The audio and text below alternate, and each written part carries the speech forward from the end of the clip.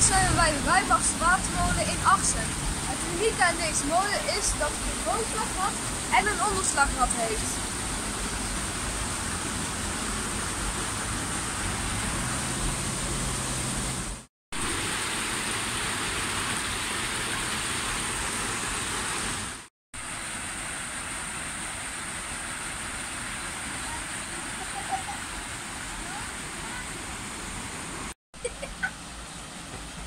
Op deze plaats stonden vroeger 2 watermolens. De resten van de oudste molen die voor 1500 stamt, liggen onder de 48 aangelegde Rijksweg. De molen die nu nog bestaat werd omstreeks 1077 gebouwd.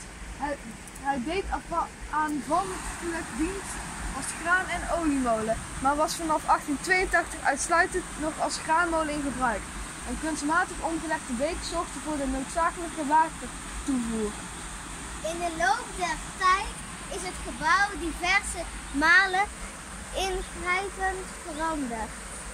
Bij de verbouwing in 1865 is het molenhuis gebouwd en werd de brug aangelegd.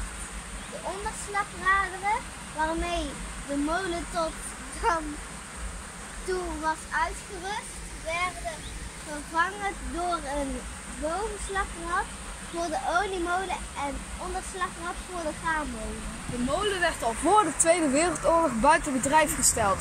Tijdens de oorlog veranderde het gebouw in een ruïne. Sinds 1984 maakt de Stichting voor Behoud Watermolen Assen de sterke restauratie van dit monument.